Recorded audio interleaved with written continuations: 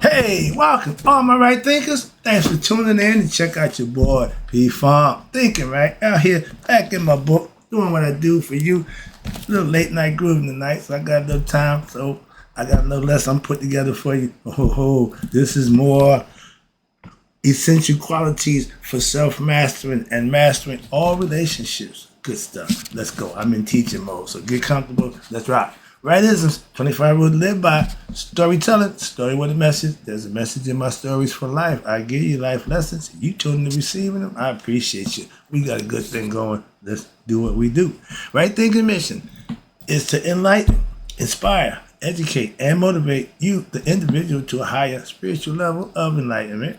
Right thinking way of life through mental and spiritual discipline. Practice daily will help and guide you to attain your goal of reaching spiritual enlightenment, aka know thyself. My mission is that all right thinkers know thyself. If you're a right thinker, your goal is, know thyself. See where we're going with this? Let's get together. So I asked the question, do you know you? You will when I'm through. It's rhetorical, but if you know how to answer for yourself, tune in. I got you. A person who knows not, and knows not that they know not is foolish. Disregard them. A person who knows not and knows that they know not is simple, but you can teach them. That's why I do what I do for you. I appreciate it too. Stay tuned. I got more for you. A person who knows not and believe and think that they know is dangerous, avoid them. I do. A person who knows and knows not that they know is spiritually asleep. I can awaken them. I'm your spiritual alarm clock here to wake you up with knowledge of self. That's what I do for you. A person who knows and knows that they know is wise. Follow them. All these persons reside in you. Right thinkers, know thyself and, you know the deal, to my yacht, be true.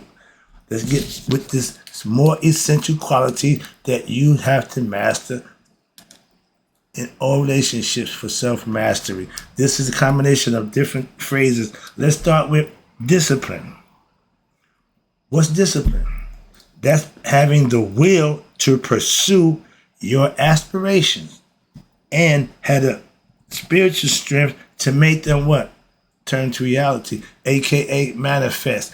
If you're practicing a discipline or philosophy, and if it ain't manifesting nothing, why practice it? You practice to manifest. That's the goal, okay? If you practice and worship and devotion to God, you should get something in return, aka blessings. That's what I'm saying. How you get it, I don't get involved. But if you're doing something, putting effort out here, you should get something in return.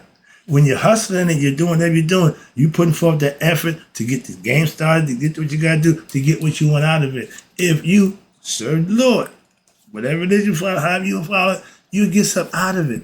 That's what I'm trying to tell you. Moving on. Equanimity. That's what my yacht represents. Equanimity is balance.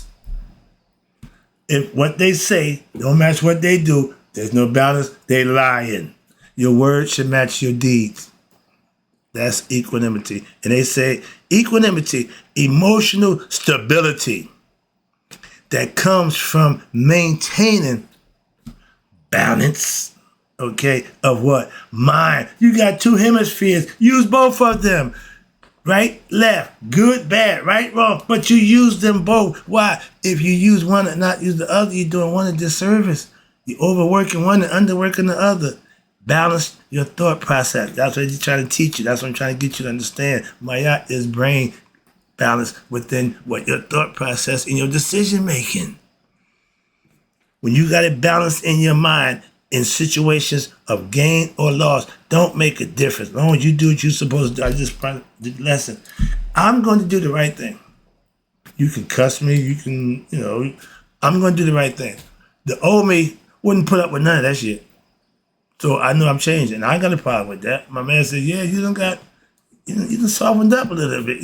Okay, but that's a good thing. Why? I can't be rigid and hard, because that's how I am. No, if I was wrong, I'm wrong. So I don't like to be wrong. So I just give. I give. It's easier for me that way. I personally like it. But again, I become equanimity in my thoughts. I become humble in my actions. Why? That makes you a better person. I can be an asshole. Anybody can do that. It takes courage to do the right thing. I'm holding myself accountable to do that. But watch this. Now, the serenity of what? Knowing one's true self. Right there. Right there. When you know you, however you got to know you, God bless you. But you know you, what? You, your true self at all times. First, how? Through achieving intellectual knowledge. My pastor know that book.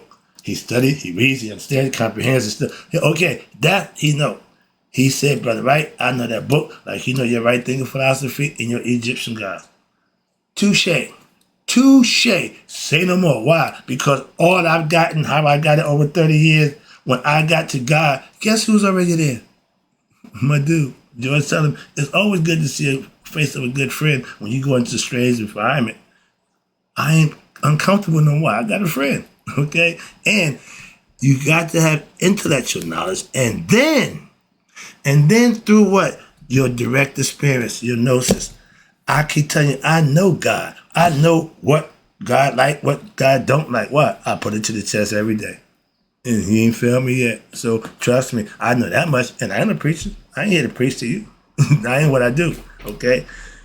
Showing dispassion and detachment from situations. That's going to be with the love and joy combination. So I'll get to that in a few minutes. Now, contentment. I gave that lesson before. Quick perspective. Watch this.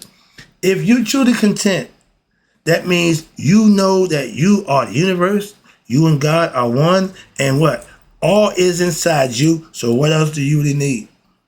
God made us. We got everything we need inside of us. I didn't go outside myself to find God. I found God in me. I heard Muhammad Ali say the same thing. I watched philosophies and read all kinds. Everybody say the same thing. Ancient time to modern time. It ain't changed. It's the same thing. I'm just on the side of where I know now what for myself. I put the work in. You can too. That's how you find out. It ain't easy finding God. If it's easy, everybody know him. A lot of people just believe in him. A lot of people just hoping and wishing about him. Everybody don't know him. Okay, understand it? But we all had the opportunity.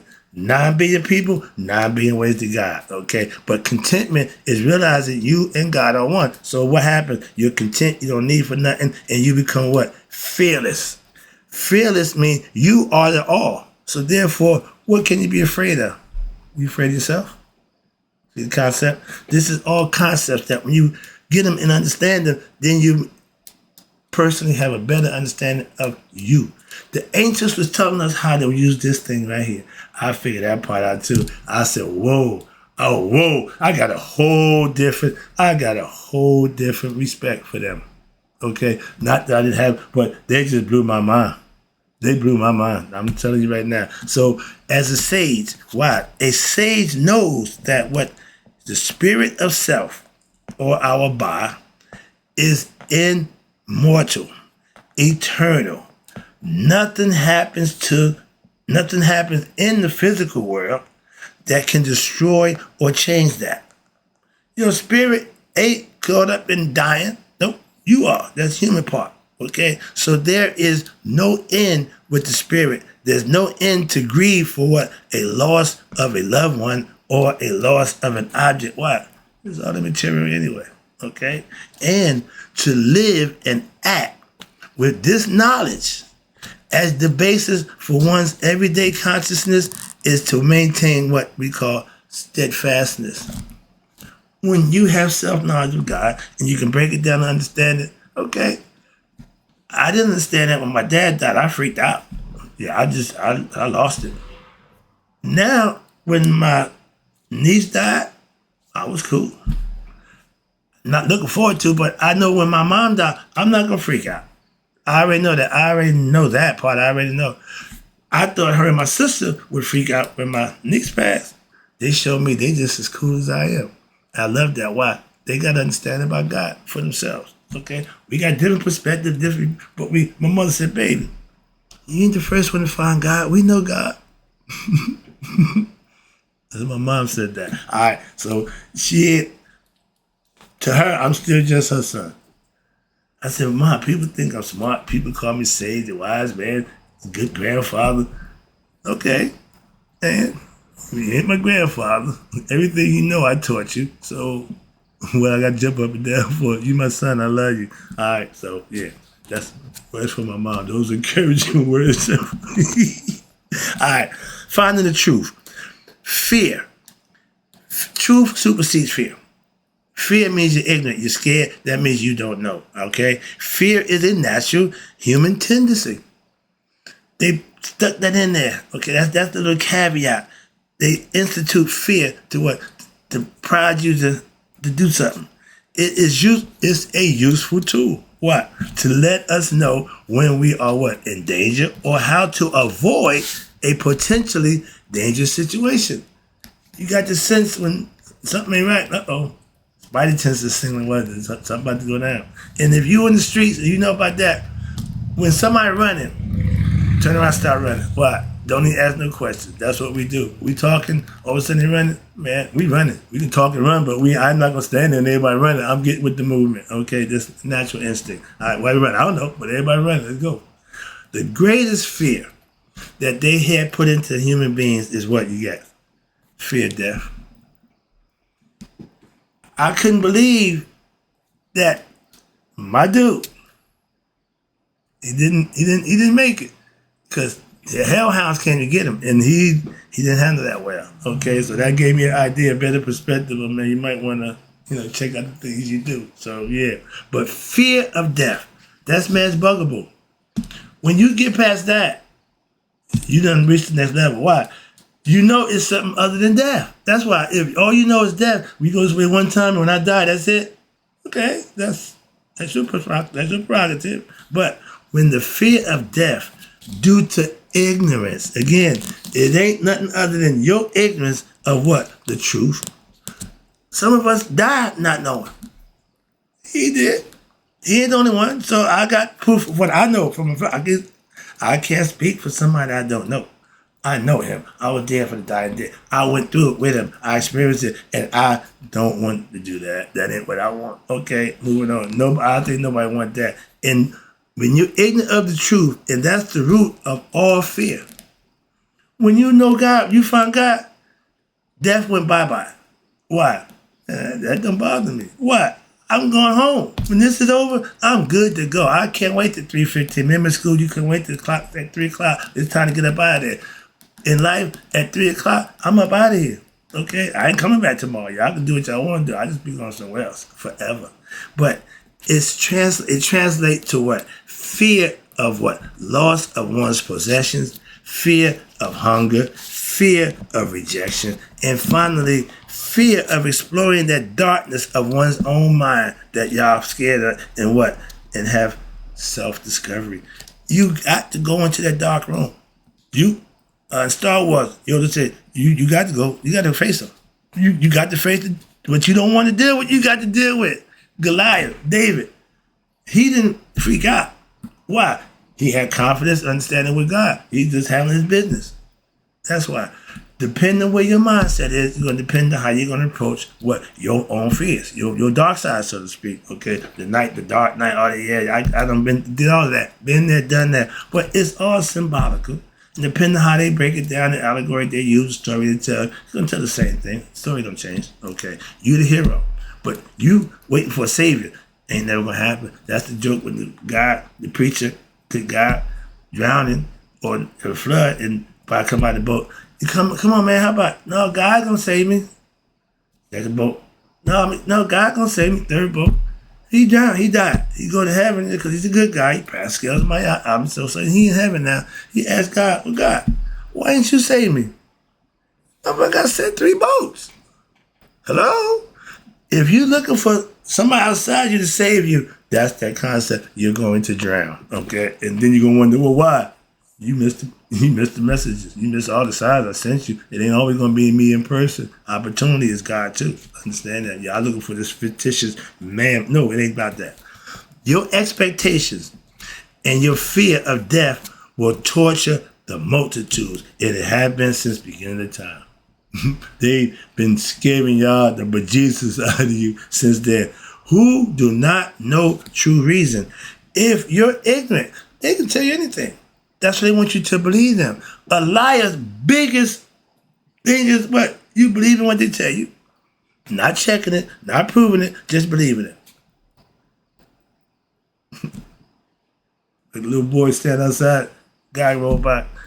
Hey, kid, can you tell me how to get thrifty drugstore? Little boy say, man pulled up. Other boy said, man, you know what thrifty drugstore is. Why ain't tell that man what thrifty drugstore is? What's wrong with you? So you can smack my face?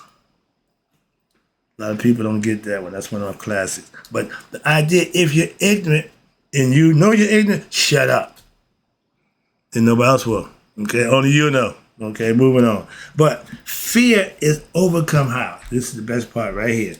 Through the power of wisdom, gained how? Through learning, implementing, and practicing the teaching, and reflecting and meditating on them and applying them in your everyday life. I'm emphatic about that. That's what I do. Sorry. Yeah, I do that. I stand on that. And that's why I can teach it, and I'm emphatic about it. Why? You can do it too. Oh, yeah, we still on fear. Okay, yeah, this is a good one right here. If you institute and practice what you learn, fear is an afterthought. As one explores what we call the occult, hidden world.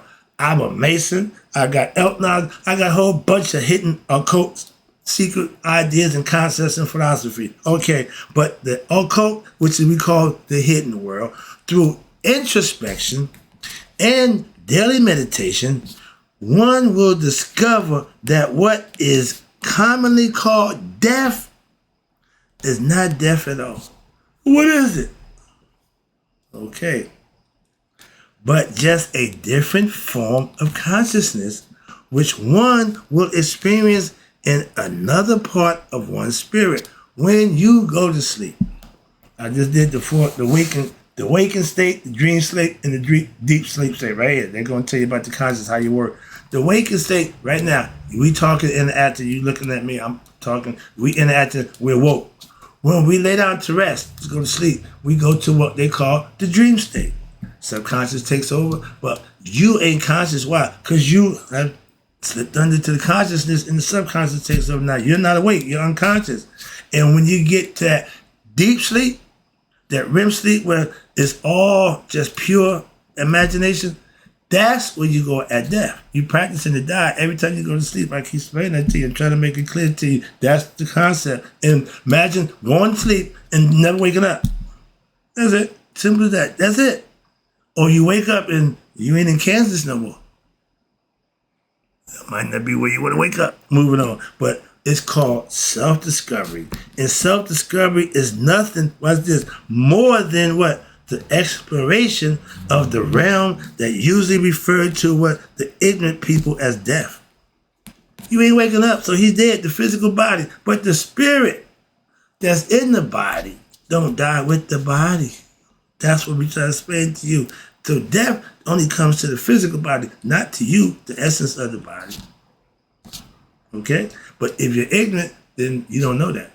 So the process of this experience, we call death, is apprehensive at first. But as one gradually becomes used to what? That experience of lights, sounds, apparitions, leaving the body, astral plane, astral projection, telepathy, etc. If you had a communication with God, you only had it in your mind. And for me, I wasn't asleep. I was wide awake. Freaked me out. To talk to my brother, because he haven't had his awakening. Obviously, he ain't been in contact. He didn't have a clue about that. But moving on again. So to him, all he want to know, what does it sound like? What do you got? I said, okay. He told me he asked this one, asked that one. Nobody asked the question. Ask me. Go ahead, ask me. I said, the voice is invincible. Oh, invincible. I'm telling you, what you think about that don't mean a damn thing to me. I told you that, but I told you over 10, 15 years ago now. What happened, how I got my awakening. Because my thought process as an athlete, if I wanted to be coached by a football coach, it would have been Vince Lombardi. Through my years of practice study, I like his approach. I respect him. I read the autobiography. So yeah, in my psyche, that's who they are. So when that voice said, Mark, is you Vince? Yeah. Oh, hell no. But because of my study and because of my understanding, I didn't freak out. But when I had that conversation, my life changed. That's an epiphany for me. I had a conversation with God. You gonna tell people that? If it happened, why not? Why not? Well, God, stop talking to people. No, he just ain't talking to you. God talked to a whole bunch of people. Some of us know how to hear him. Some of us just don't. My pastor heard that voice to call it at 15. At 15, if God could have called me, I wouldn't have heard a damn thing. I couldn't hardly hear my mother calling me. I sure ain't hearing God. But the idea of becoming conscious of your higher self, that's God.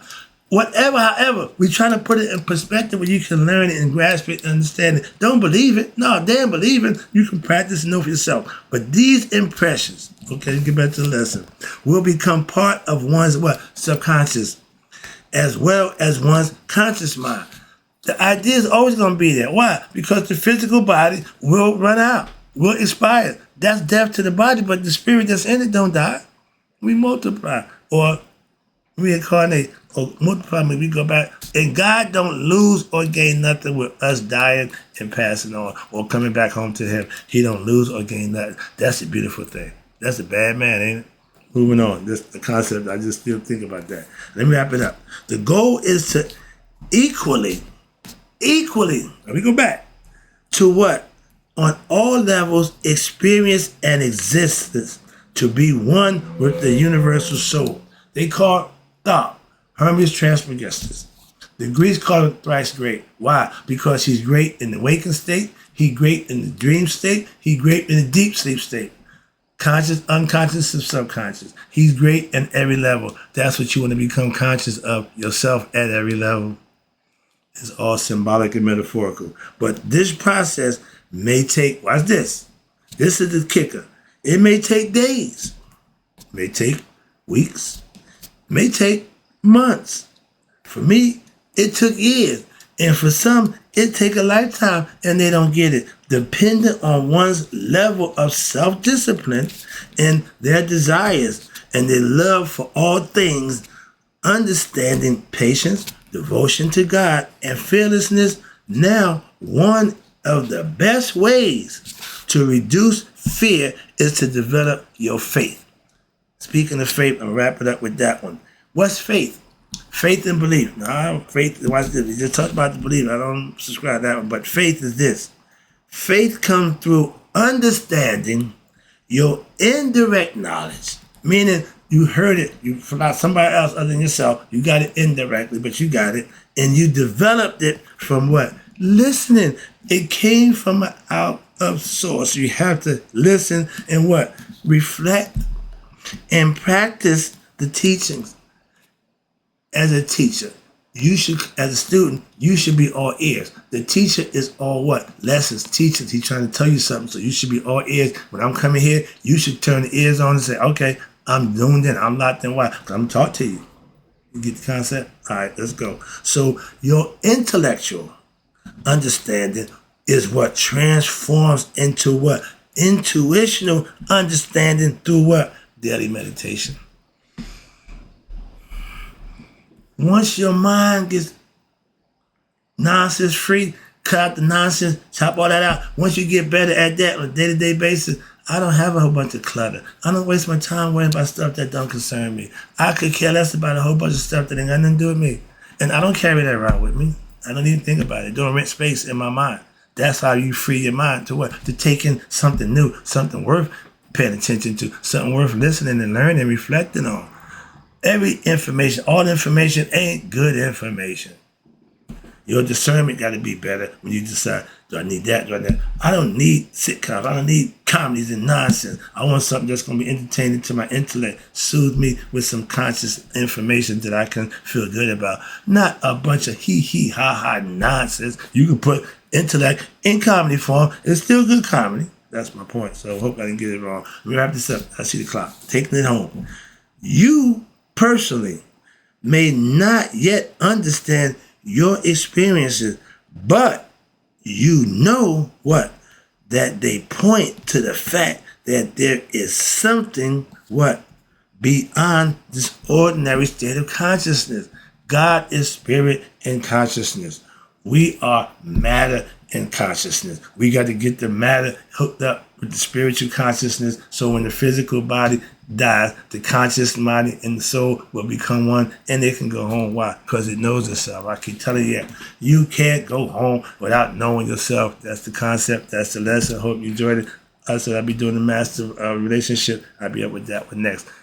In closing, right thinkers, may you all live to be 100, me, 100 minus a day. So I never know my right thinkers have passed away. Master these qualities. Learn them, use them, implement them, and you'll benefit from them. Trust me, I'm out.